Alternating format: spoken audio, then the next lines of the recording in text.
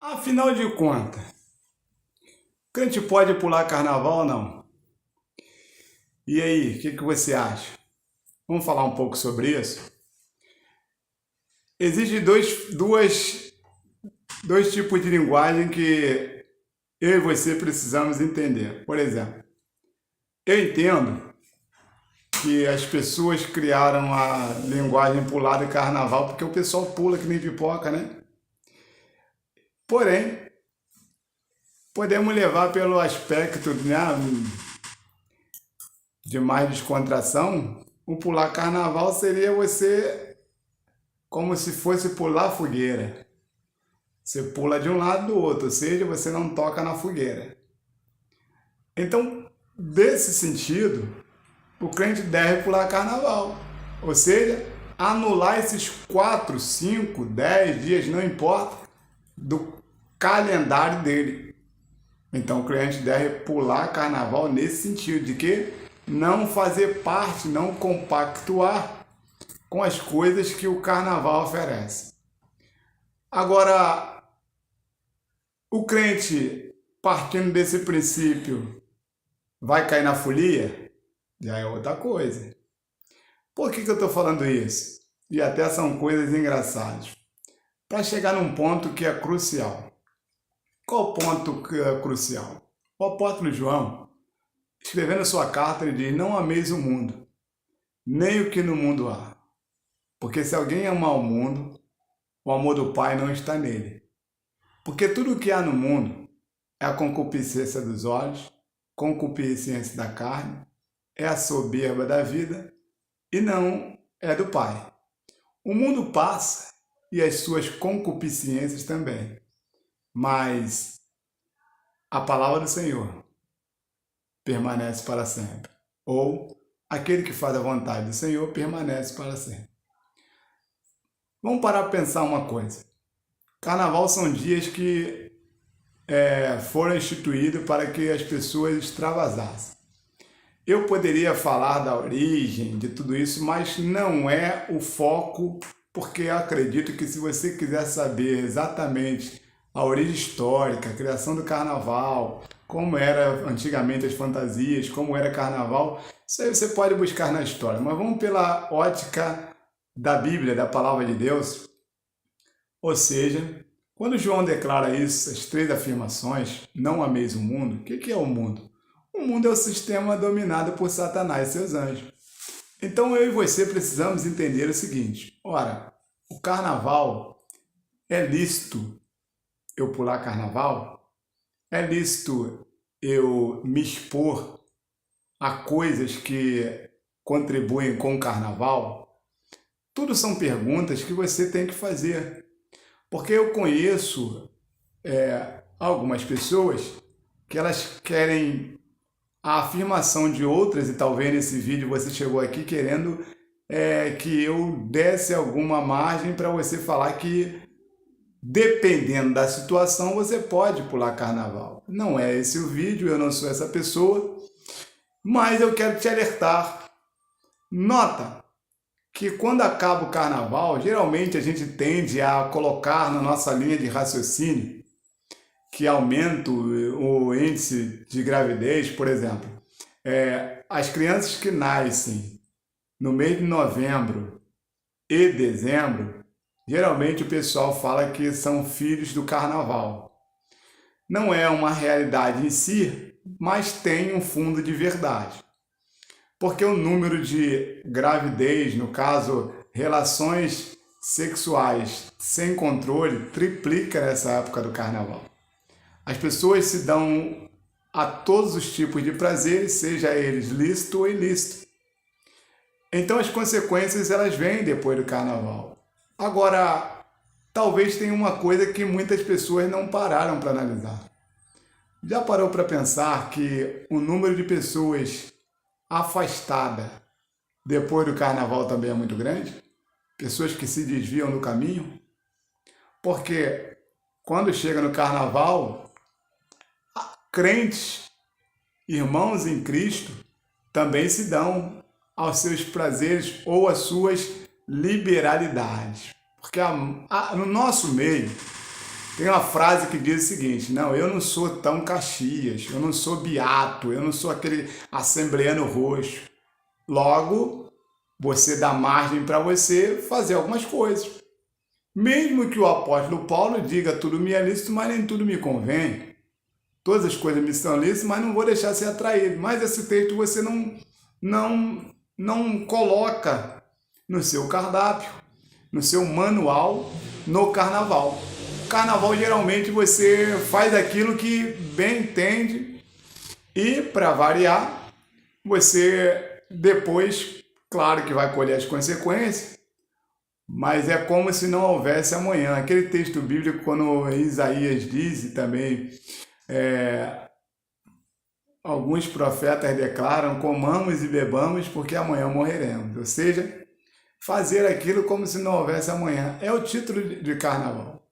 Geralmente a gente evoca para si os defensores da fé cristã no carnaval.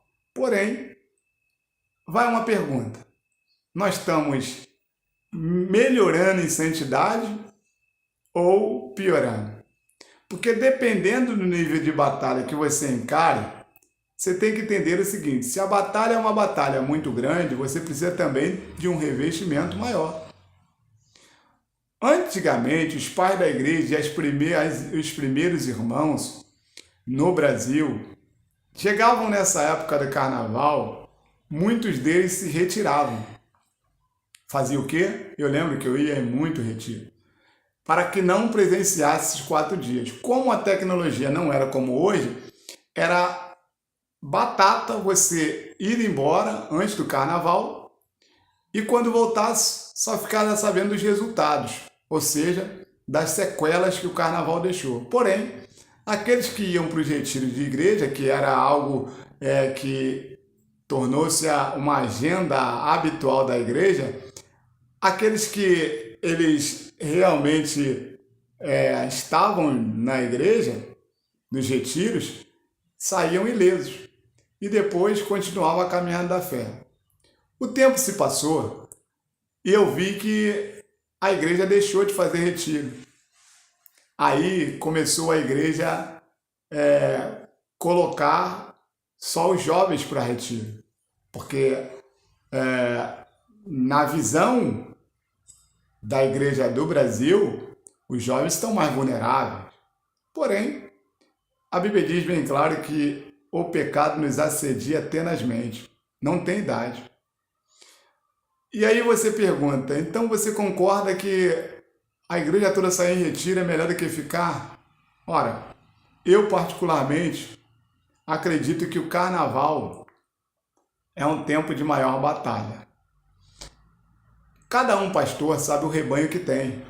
Então você não vai chegar e optar ou opinar no rebanho de ninguém. Tem gente que sabe que o seu rebanho não vai suportar um ataque. É mais ou menos que nem Deus.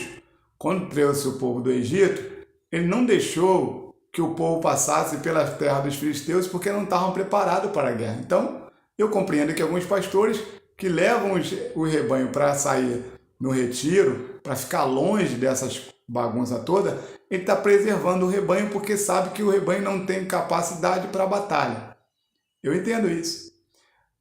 Eu, na minha ótica, pastoreando a igreja, sempre deixei a igreja aberta nos 4 dias de carnaval. E com isso eu recebia pessoas de outras igrejas que não tinham culto nas igrejas, inclusive pessoas que estavam querendo se reconciliar com Deus no carnaval. Existem pessoas que fazem o retiro, fazem o evangelismo. Eu classifico essas pessoas como pessoas específicas. Isso não é para qualquer um e nem para todo mundo. Porque você pode muito bem ir para levar e na hora, quando acabar o carnaval, você ainda está de pé. Mas os demônios que você confrontou, muitas das vezes a Bíblia diz o quê?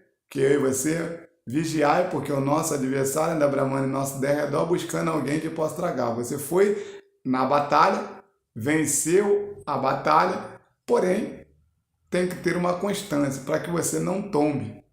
Então, eu acredito que tem que ser específico. E aí, já partindo para o final do nosso vídeo, eu vejo que há muitas pessoas que estão menosprezando. A Bíblia diz que o apóstolo Paulo declara assim: nós não podemos desprezar os ardis de Satanás. Escute bem, na batalha contra o mal, como diz o louvor assembleiano, ser valente, eu e você precisamos entender o seguinte: não desprezar o ardil de Satanás é não achar que não estamos envolvidos na grande batalha com demônios poderosos. Deus é todo-poderoso, porém eu e você somos limitados, falhos. Quando a Bíblia diz em Tiago 4,7, sujeitai-vos, pois, a Deus, e resistir ao diabo e ele fugirá de nós, significa que debaixo da sujeição de Deus não há demônio contra nós que vença. O problema é que quando nós não estamos debaixo da sujeição, o que a Bíblia diz? Diz para a gente estar fugindo das aparências do mal. Aí a pessoa vai, tem carnaval na cidade, ela vai dar uma olhada lá fora.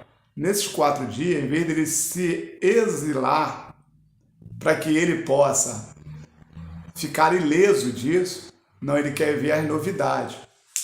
E muitos deles, muitos de nós, não temos uma vida espiritual nem para ir na rua comprar pão.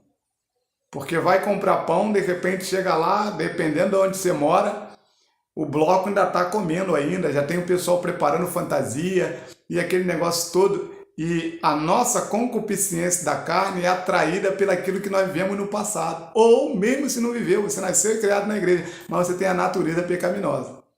Então o meu conselho, se eu posso dar conselho, é que você pule o carnaval. Ou seja, não é pular de saltitar. É fazer com que esse dia não existisse na sua vida. Porque você não precisa pagar para ver.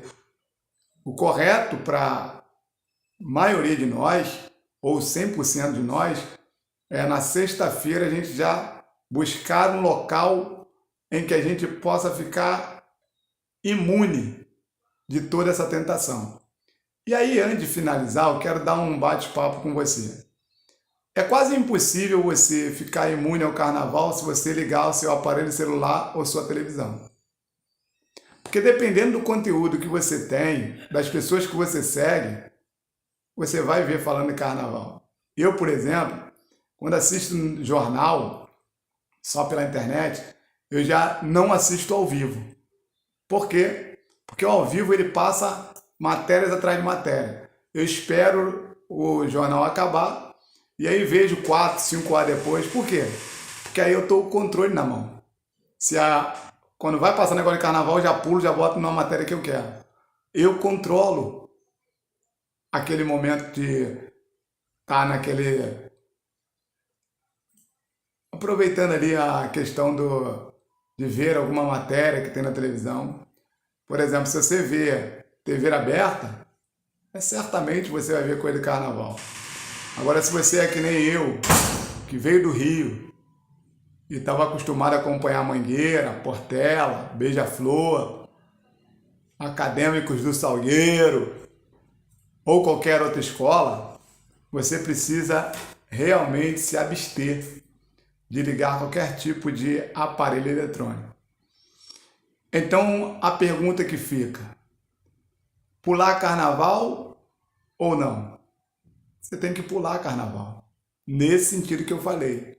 Você não pode ali fazer parte do carnaval sendo mais um fulião. Às vezes em casa você pode ser um fulião, mesmo sendo crente. Eu não quero nem falar sobre aqueles pastores que fazem carnaval na igreja, baile de fantasia. Não se espante.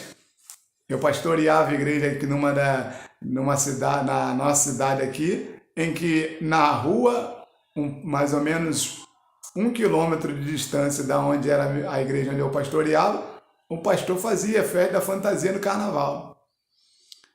Mas você pode ver lá o histórico das ovelhas. Infelizmente, as ovelhas ficaram tudo raquíticas. Então, meus irmãos, esse é um conselho. Você não pode participar da folia. E você tem que realmente se reservar para que você mantenha-se de pé. Que Deus abençoe.